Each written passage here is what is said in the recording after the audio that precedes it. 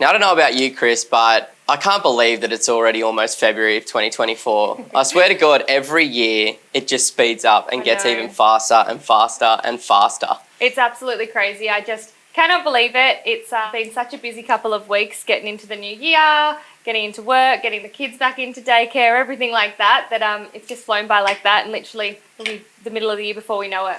Well, yeah, Australia Day today, video comes out. Oh, yeah. And then your birthday after that. What are you now, 33? 33, yeah. 33, an odd number year, eh? I know, an odd number year. I don't mind an odd number year. You're a bit OCD about those sorts of things, but I kind of like it. 33 has a nice ring to it. It does, it really does. So, like, how was the break for you and Matt and the kids and stuff? Like, you know, life's intense at the moment. Like, we had you and the fam around the other night, and it was just, I love it, but I also love that I just get to put the kids in the car and say goodbye at the end of the night. Yeah, I know. It's pretty crazy, like especially that time of the night. 4 to 7 o'clock every night is an absolute whirlwind. You don't get to catch your breath really, but we had a really beautiful, oh shit, don't speak coffee. Coffee's almost gone. We had a really beautiful break. It was awesome. We took some time off to go down to Sydney with you guys and the rest of the family visiting Dad, which was lovely in Sydney. But Matt didn't go back to work till last week, the 15th of Jan, which was really nice for him to get like 3.5 weeks off. Get 3.5 weeks off to spend all of that time on the house. Literally spent every day from sun up to sundown doing like landscaping and stuff.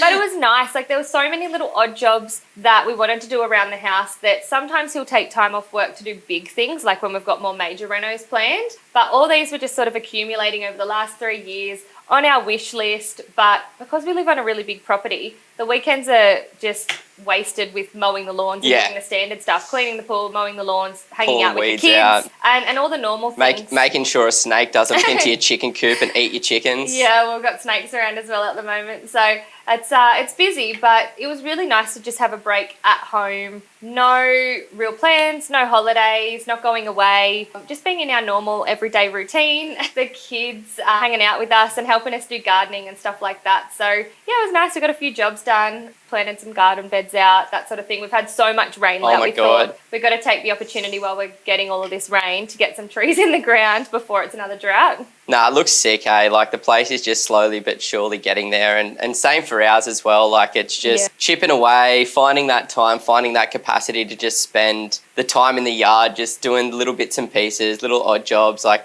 we just put a new deck in out the back off our bedroom. We're just about to start the next stages of landscaping as well, redoing some of the fencing and putting in a garden bed, and just like slowly but surely chipping away and continuing to turn our house into a home. Like now that I've got my castle, like the movie The Castle just rings so much more true to me these days, hey, because I just love, you know, having family around, just chilling out in the backyard with Tay and Malibu, and, you know, just really enjoying that time together. Where like back in the day, I was such a high energy, high activity guy. I'm always out and about doing all different things, but I've learned to just like chill out. Like I just finished reading this book by Ryan Holiday over the Chrissy break called Stillness is the Key. Love it. And it just talks about all of these anecdotes from all of these really influential people over the years, just about finding that stillness, finding that peace within yourself, because we live in such a hectic world these days. There's so much stimulus, there's so much going on with mobile phones and social media and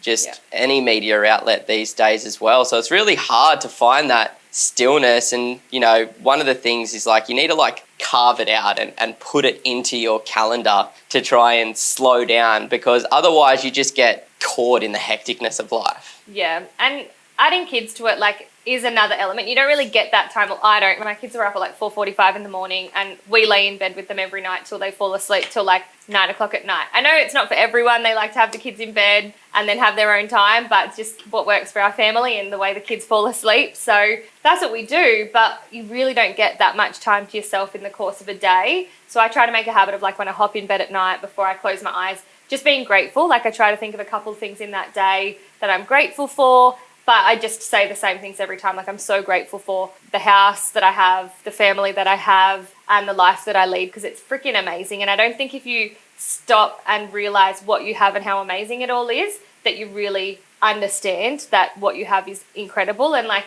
you strive for all these things, or you think what your future's going to be, or like this massive mansion or these beautiful things are going to make you happy, but it really is those quiet moments in the middle of the day where like your baby's laughing at you in the bath or something that really makes you happy. And it's like you just need to remind yourself that those are the key moments in life, not the big things. Well, there will be a time when you and Matt will look back and go, I wish we still had the kids in our bed. Yeah, I know, exactly. So it's just having that perspective, and I love the gratitude piece, hey? Like it's such a cheat code in life. Like if you can be grateful for the smallest things and the big things, you know, it just makes this human experience so much better. Yeah. I think that's a good segue into what I want to talk about today. We're going to rewind it about 9 years. And it's just crazy to think how much you and your life has changed for the better over the last decade. So rewind, like why did you move to the Sunshine Coast and when did that take place? Yeah, so 33 now. I moved to the Sunshine Coast when I was 24, so it's coming up to 9 years ago. Why? It was a couple of different things. I was planning to move to the Gold Coast at the time. Didn't necessarily love it, but it was kind of what got my foot in the door to the Queensland area, got me over the border. And I thought at that time, I'm young, this is the lifestyle I want to lead, and absolutely hated it. And at the time, for maybe a year, Ben had been transitioning away from working to establishing Pumped On Property, maybe 2 years actually. He'd kind of established Pumped On Property alongside working, and then had started stepping away and focusing on that full time. He'd kind of broached it with me like, would you come work for me? And I was like, I know nothing about property. I don't even know what you do really. What is a buyer's agent? And really just had this thing like, I'm in my mid-20s. Do I really want to like have a career at this stage? Like I was still, I don't know, in this young mindset, and didn't really back myself either that I would have the ability to step into this sort of business or this world and know what the hell to do. But Ben saw something in me that I guess I didn't see, which I'm forever grateful for. And eventually I was like, yep, cool, let's do it. I'll come work for you. Let's get my real estate license set up. Let's just give it a go and I'll see if I like it. Initially started part-time, and really my job was kind of going to Brizzy with Ben, just inspecting properties, that sort of thing, just really getting my foot in the door of what properties look like, what to look for in an investment property. And I guess once I started doing it, I realized, holy hell, I really, really love this. I loved the idea of helping people. I loved the idea of property and how it could change your life if you invested in property the right way. And I don't know, I just feel really, really thankful that Ben asked me to and had this trust in me to kind of become his business partner. I guess at the time it was just him and I for a couple of years till you came up. And sort of the same thing. It was like, come work for us, and you were probably thinking the same, like, can I do this? What is this going to look like for me? 9 years ago, and I wouldn't change it for the world. Yeah, so like scaling back to that year, because a lot of people have interest in real estate, and understandably, right? Like everybody's number one goal in life is to buy their own home and create a safe place for them and their family. Yeah. You know, but to think about it from an investment perspective, 2015 buyer's agents were not very common. Ben was one of the first ones up here to really start to build a name for himself that was doing it differently. Like back then you had your property spruikers, the people that are selling house and land packages and off the plan units, but that was sort of it. There was a few other people doing really high quality work like Pumped On Property, where we, you know, really tailor the strategy to the individual needs and focus on the fundamentals as opposed to just like a cookie cutter approach. So how was that first year like learning a new skill, learning about a new industry, something different to what you'd done in the past? Like how did you feel? Did you suffer from imposter syndrome, and how did you overcome those things in the first couple of years? 100%. I think imposter syndrome, very much so, because, well, back then, property prices in Brisbane were like,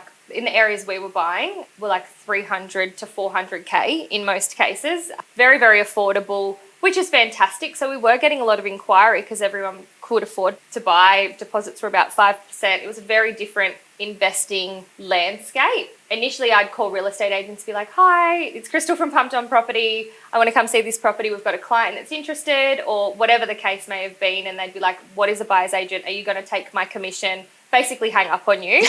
So it took us a long time to really make a name for ourselves with the real estate agents. We used to go catch up with them for coffee, drive around to the offices of top performing agents, meet with them, and really we'd take a sheet of like, this is what Pumped on Property is, this is what we do, this is what a buyer's agent is. So they understood where we were coming from, that no, we weren't there to take their commission. We just wanted to help our client and help them and find this happy medium for everyone. But I definitely found that first year I was mainly dealing with agents and less with clients. But it was as I transitioned into my second and third year where I became a lot more client facing, then put a lot more trust in me and a lot more on my plate in terms of my role. That's probably when the imposter syndrome kicked in, because I'd be speaking to these extremely successful business people, investors, people that have gone out there and bought 10, 15 properties, and here I am starting out and maybe buying at that point my first and second investment property.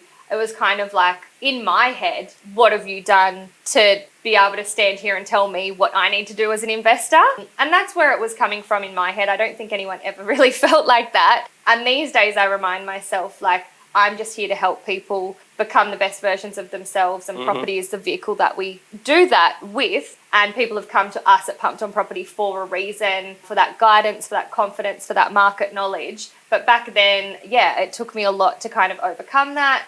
And I think it took me buying a couple of properties to realize the shoes that they were in, how scared they would have been going through that, what they were experiencing, and the emotional roller coaster you go through when you're buying your first, second, 15th property. And then that really gave me the perspective of like, cool, now I understand it.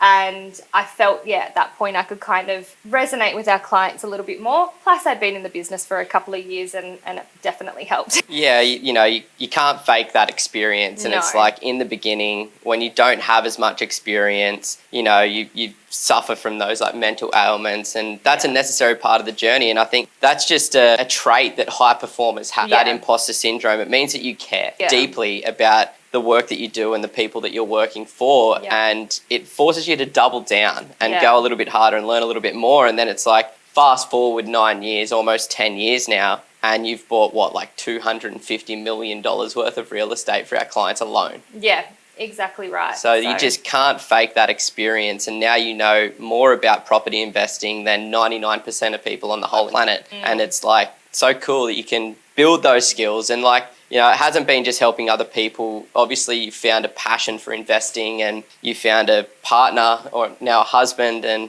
the father of your kids, who's also a builder and very passionate about real estate and adding value to properties and whatnot. So tell us a bit about your journey. Like, when did you buy your first investment property, and how has that got you to where you are today with Matt? Tell us a bit about those projects. Yeah, so first property was bought in 2016. So at the time I'd been working with Pumped for 8 or so months. I'd met Matt not long after I moved to Queensland and started working at Pumped. So pretty soon after we met, we realised we had this mutual interest. Matt had been saving for a deposit on a house, as had I. I knew that, we wanted to buy a house. It was very, very soon. I think we moved in like 6 months after we had been together. Yeah, when you know, you know. But the first property we bought was actually our principal place of residence, but we bought sort of the worst house in the best location that we could afford. Through what I'd learnt at Pump at that time, we wanted a big block close to the water, and with Matt's skill set, we knew we wanted something we could add value to.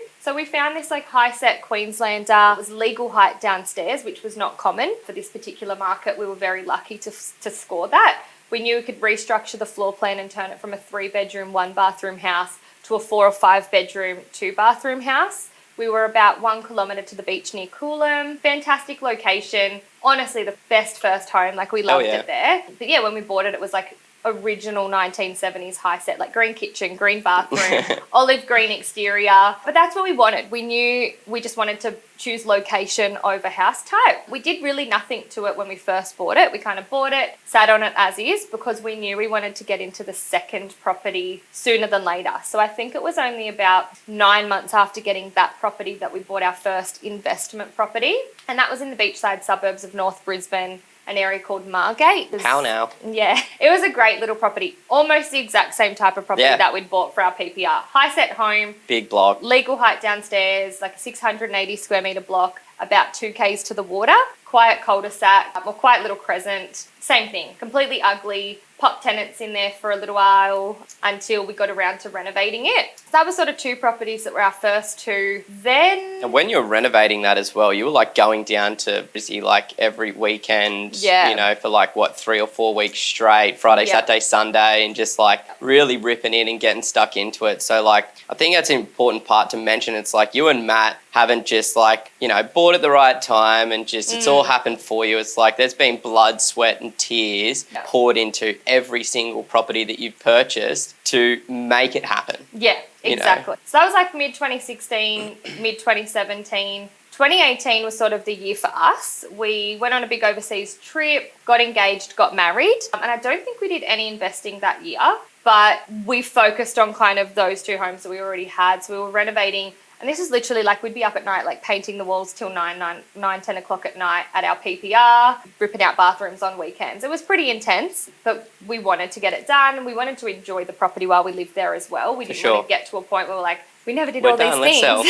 So we worked pretty hard on that. 2018, we kind of chilled out from an investment perspective. And at the end of that year, fell pregnant with our first child. So just after we got married, were, pregnant with our bub, and decided to get a 3rd property before we had any more kids. And that was about the max of what the bank would let us have as well. So again, we bought Northside Brisbane Beaches instead of Margate Walk Clontarf. And that's just a little beach shack, 2-bedroom, but on a huge block. And it's only about 150 metres to the water. Yep. Great street, great location, close to schools. Again, beach shack that we just popped tenants in. So it was a pretty active few years, really, considering we've only gone from 2016 to sort of 2018, 2019. Then we had our first son in August of 2019. So once we had him, I guess that was sort of when we realised, we needed to do some work on the properties we had. We've kind of accumulated what we wanted to. We've been chipping away at our own reno at our home, but we wanted to restructure our portfolio, I guess, a little bit and add some value to the properties we had. And at this time, Brisbane had started going up in value. Like up until that point, properties were still, we got them at affordable prices. They were still pretty affordable through to 2019, 2020. 2020, fell pregnant again. Damn quickly. Yeah, pretty damn quickly. My 2 boys are only 16 months apart. So 2020, COVID hits, fall pregnant, got these 3 properties. Principal place of residence is fully renovated at this point. No work left to do on it. Thought we were just enjoying it. We're going to raise 2 kids in this house and set up the nursery for the 2nd time. Next minute, this house pops up online. It had been online for a while. Next minute, this house has a major price reduction that we fell in love with. And we're thinking, are we going to get another property? Like, do we have it in us to go through all of this again on the cusp of having another baby? And we decided to bite the bullet and do it. So at this point, one of our properties in Brisbane, we'd been working on over weekends and we knew we were going to sell it. That was always going to be like a reno and stepping stone into another investment property once we'd made a bit of money on it. So that was happening in the background and coincided with us wanting to upgrade our principal place of residence. So the end of 2022 was a crazy time. 2020 was a crazy time. We sold our home in Coolum and upgraded our principal place of residence. We sold our place in Margate and upgraded to a different investment property in Clontarf. Oh, right, yeah. This all happened at the same time just before our son was due. And then moved into our new home, renovated it quickly for about 4 weeks, did kitchen, carpet, paint, wardrobes, those sorts of things we wanted to do. Then moved in and like 2 weeks later our son was born. So this all happened between kind of the October and December of 2020. A lot of activity happening. And at that point, so we've gone into having 2 kids, the start of 2021, holding our own home where we currently live and 2 other investment properties, both of which were in Clontarf. So yeah, like that was a pretty crazy year. So the next couple of years that followed, we kind of just took the accelerator off a little bit. We kind of enjoyed having young kids. You just spent an extra $150,000 on your own home renovating that on the weekends. So you just took a year off to spend your whole weekends renovating your new house. Oh, so gosh. Our investment activity wasn't stressing me out, this story. I know. I'm like, holy crap, did we come up for air at all over like a 5-year period? So yeah, that 2021 year was just working on our own home, like slowly. We kind of built in the lower level, put in a pool, did big decks, did the big things. which are now done, and it has just been tinkering away at landscaping and stuff ever since. And we're super grateful. Like, we love that house. 2 kids, 2021. I can't even remember now. Where did we get to after that? Fell pregnant again? Yeah, we ended up selling another home when we found out we were pregnant with our 3rd bub. So currently we're only holding our own home and 1 investment in Brisbane. Just going into having 3 young kids, 3 kids in daycare for a couple of years, being part-time work and everything, we got a little bit, I guess, worried of where interest rates were going, and we didn't want to overextend ourselves. So we did sell one of our Brisbane investments, which just is sitting there to reinvest at some stage, which is sort of where we've come to now. So my baby was born last year in 2023. So we've got 3 kids who are now 4, 3 and 1 next month. 2 properties, and 8.5 years of buying, renovating, and selling, buyer's agent experience behind us. But yeah, crazy. Like, it really has been a very busy 8 years. And now you've got like 2 incredible properties, one with like stuff all debt on it down in Brisbane, and another one with like, you know, massive amounts of equity in it, being your own home as well, low levels of debt, and it's worth a boatload as well, because it's in a really, really luxury location and street. I was actually reading a report from Domain recently that was saying the top performing suburbs in Queensland, and Yandina was like number 8. There you go. So yeah, like you're Yandina Creek, but that's a different, same sort of vibe. Probably is done even better. It's just such a tiny little suburb. It's cool that like you've done what you've done. You've taken a lot of action. You've taken a lot of risks. Those risks have paid off for you. You know, yes, there's been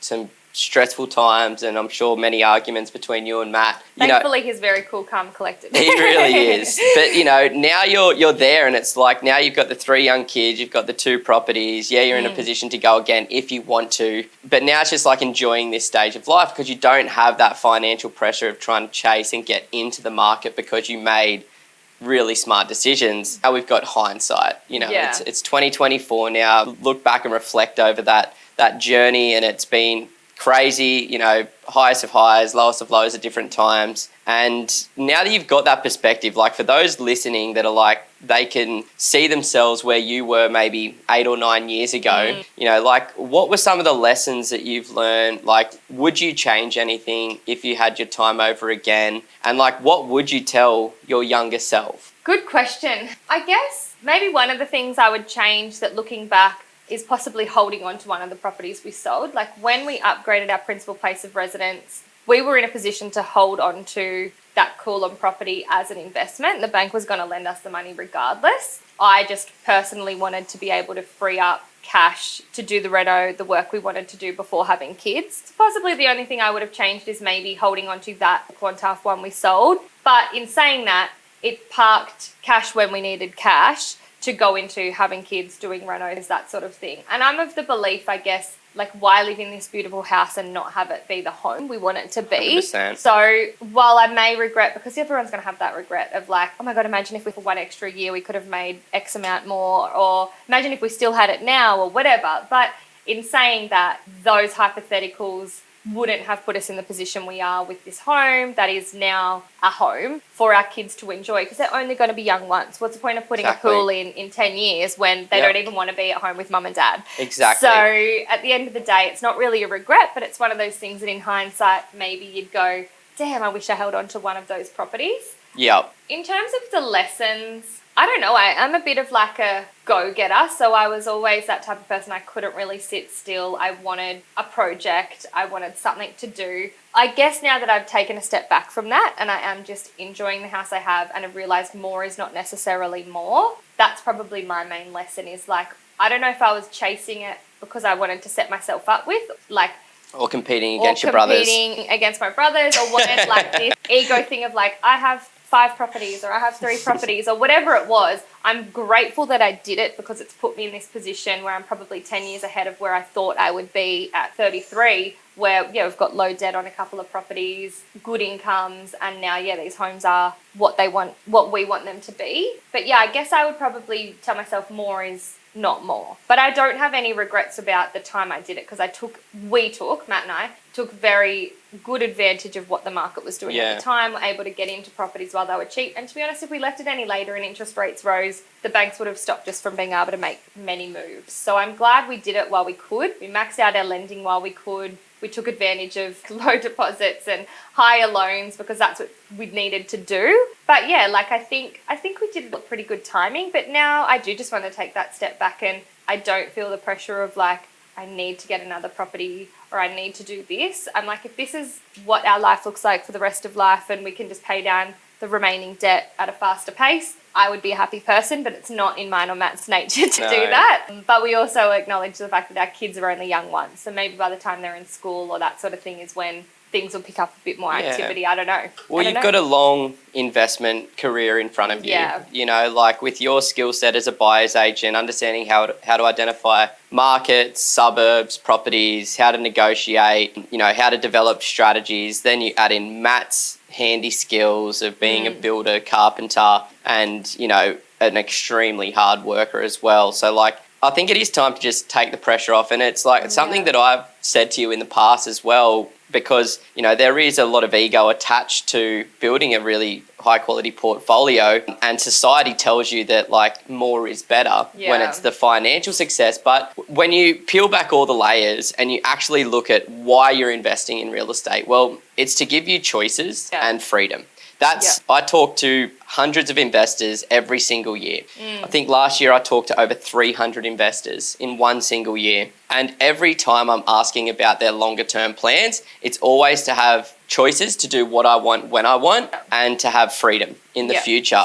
And yes, we're sacrificing some future wealth by liquidating those assets, but it's giving us the choices and the freedom that we need right now. The kids aren't going to get any younger. Time isn't going to slow down for everyone. You want to be present, you want to be there and enjoying that time so that your kids grow up to be the best kids that they can be, so that you don't look back at this stage of life and regret, because I'll tell you what, you're not going to regret selling those properties, but you regret having to work your ass off and not spending the time with the kids. Yeah, exactly. So I think it's just recognizing that like investing gives us choices to live a better life, to spend more time with the people that we care about. And if you just zoom out a little bit and have a bigger picture perspective or a longer term time horizon, it really takes a lot of that pressure off. Yeah. But you and Matt have absolutely killed it. You're such an inspiration to me, Tay, and I'm sure many, many, many other people, a lot of your friendship group, a lot of our family, cousins, etc. So keep crushing it, and thanks for being open and sharing your story today.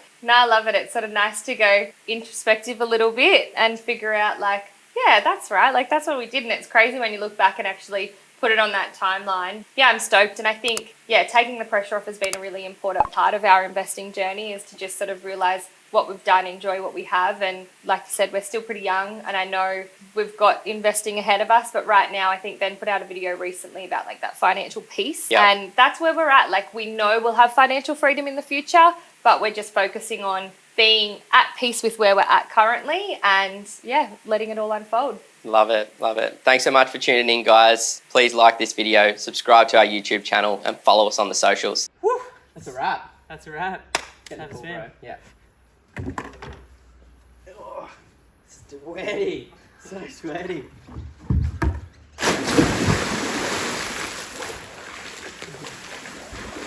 Oh, that's good.